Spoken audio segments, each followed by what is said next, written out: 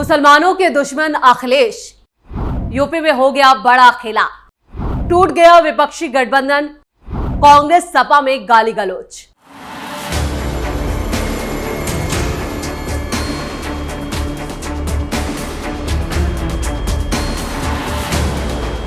नमस्कार, आप सभी का बहुत बहुत स्वागत है।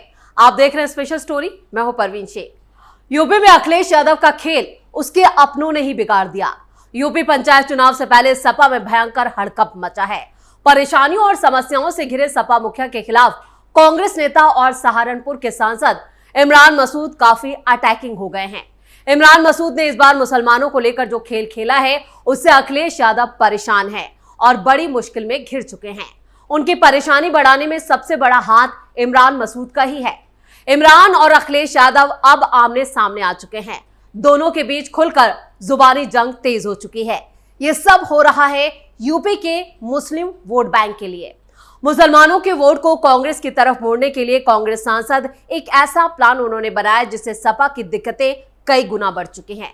एक तरह से मुसलमानों के वोट के लिए कांग्रेस और सपा में खुलकर जंग का ऐलान हो चुका है। वैसे 2027 विधानसभा चुनाव में काफी वक्त है, लेकिन इमरान मसूद जिस तरह से मुस्लिम वोटों को लामबंद कर रहे हैं उससे अखिलेश की नींद उड़ चुकी है। इस बार इमरान मसूद ने अखिलेश पर ऐसा वार किया है कि वो चिल्ला रहे हैं। अखिलेश की चीखें निकल रही हैं। दरअसल कांग्रेस नेता ने कहा है कि अखिलेश यादव मुस्लिम विरोधी हैं। सपा के पीडीए में मुसलमानों के लिए कोई जगह नहीं है। तो कैसे बिगड़ गया अखिलेश का खेल, सब कुछ आपको बताएंगे अपनी इस स्पेशल स्टोरी में। अखिलेश यादव पर भड़के इमरान मसूद। कांग्रेस के सांसद इमरान मसूद ने सपा और कांग्रेस के गठबंधन पर तगड़ा वार किया है। इमरान ने साफ कर दिया कि यूपी में कांग्रेस को सपा की दया की जरूरत नहीं है, यानी अब उसे रहमो करम पर नहीं रहना है। इमरान मसूद लंबे वक्त से सपा और अखिलेश यादव पर निशाना साध रहे हैं। इसी कड़ी में सपा के सांसद राजीव राय ने इमरान मसूद को बीजेपी का स्लीपर सेल कहा, जिस पर इमरान मसूद इस कदर भड़के कि उन्होंने सपा मुखिया को खरी खरी सुना दी। मीडिया से बात करते हुए इमरान ने अखिलेश को मुस्लिम विरोधी बता दिया। उन्होंने समाजवादी पार्टी पर मुसलमानों के हितों की अनदेखी का आरोप लगाया। उन्होंने याद दिलाया कि साल 2019 में समाजवादी पार्टी के संस्थापक मुलायम सिंह यादव ने नरेंद्र मोदी के फिर से प्रधानमंत्री बनने की कामना की थी। इसके बाद इमरान मसूद ने कहा, लोग तय करेंगे कि कौन बीजेपी का स्लीपर सेल है। आगे चलकर आपके लिए बीजेपी का रास्ता खुल सकता है, लेकिन हमारे लिए कभी नहीं खुल सकता। जब वक्फ अमेंडमेंट बिल पार्लियामेंट में पास हुआ तो आपने अपना स्टैंड बता दिया। पूरे देश ने देखा कि आपने कैसा स्पीच दिया। पता चल गया कि कौन मजाक उड़ा रहा था। इस मुद्दे पर आपकी तरफ से कोई अमेंडमेंट तक नहीं हुआ। मुसलमानों के तमाम मुद्दों पर आप खामोश हैं। बहराइच में सालार गाजी की पूरी मान्यता है और उनकी दरगाह को सीधा टारगेट किया जा रहा है। आपका स्टैंड क्लियर नहीं है। नेजा मेला संभल में रोका गया, आपका स्टैंड क्लियर नहीं है। हम सिर्फ ये बात कर रहे हैं कि अब्दुल सिर्फ दरी नहीं बिछाएगा। समाजवादी पार्टी पर हमला करते हुए इमरान मसूद बोले कि आपको सिर्फ दरी बिछाने वाले चाहिए। बोलता हुआ मुसलमान आपको बर्दाश्त नहीं होता। आपको ऐसा मुसलमान चाहिए जो चुप रहे, आपकी चाकरी करे। जब मैं अपनी पार्टी के उत्थान की बात कर रहा हूं तो आप सीधा हमला करने की कोशिश कर रहे हैं। मैं बीजेपी का स्लीपर सेल क्यों बनूंगा? उन्होंने कहा कि मैं अपने लोगों की बात करता हूं तो आपको क्यों परेशानी होती है? जितने बोलने वाले मुसलमान हैं वो तो सब आपने खत्म कर दिए। आजम खान की बर्बादी की दास्तां किसी से छिपी नहीं है। जाहिद बेग 1 साल बाद जेल से बाहर आए हैं। इरफान सोलंकी जेल के अंदर हैं। तो परेशानी तो हमारे हिस्से में आती है, आपके हिस्से में तो आती नहीं है। तो बीजेपी का एजेंट कौन है? परेशानी झेलने वाला होगा या मजे लेने वाला होगा? सपा की राजनीति पर सवाल उठाते हुए कांग्रेस सांसद ने आगे कहा, हमारे ऊपर तो आप आरोप लगा देंगे, अपना देख लीजिए। साल 2009 में आजम खान और साक्षी महाराज को किसने ज्वाइन कराया था?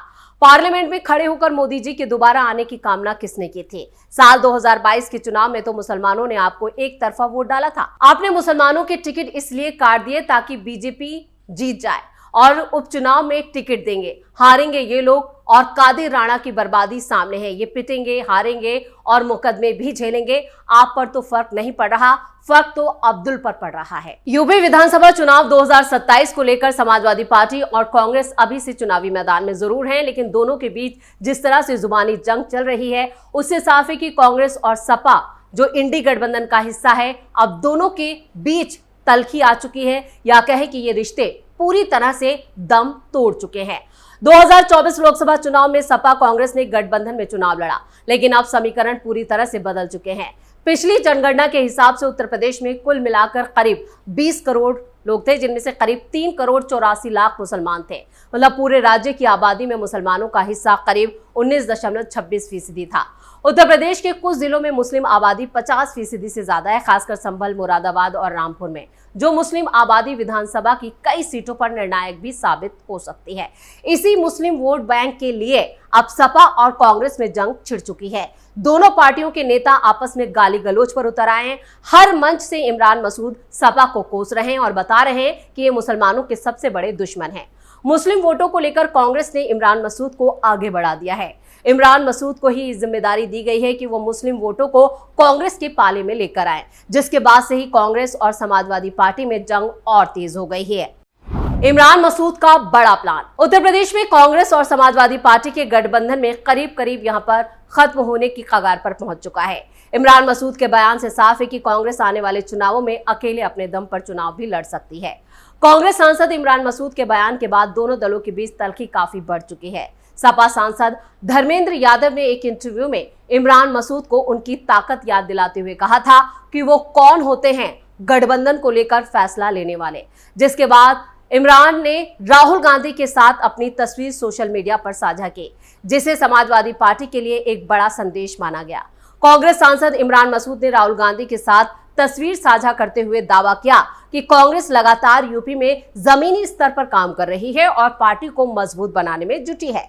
यानी जो समाजवादी पार्टी का मुस्लिम वोट बैंक है, उसे में सेंध लगाने की पूरी तैयारी की जा चुकी है और इसके लिए एक बड़ा प्लान तैयार किया गया है। इस तस्वीर के कई मायने भी निकाले गए। राहुल गांधी के साथ उनकी फोटो कांग्रेस पार्टी में उनकी हैसियत दिखाने की एक कोशिश के तौर पर भी देखी जा सकती है। इमरान मसूद ने इस तस्वीर के साथ एक पोस्ट भी साझा किया, जिसमें उन्होंने लिखा, हम जमीनी स्तर से कांग्रेस को मजबूती देंगे, गांवों से लेकर बूथ तक, हर दिल तक पहुंचेंगे। यूपी में कांग्रेस और समाजवादी पार्टी गठबंधन में तकरार उस वक्त शुरू हुई जब इमरान मसूद ने समाजवादी पार्टी के 80-17 वाले फार्मूले को मानने से इनकार कर दिया था। कांग्रेस पार्टी के ही एक कार्यक्रम के दौरान उन्होंने कार्यकर्ताओं में जोश भरते हुए कहा कि कांग्रेस को किसी बैसाखी की जरूरत नहीं है।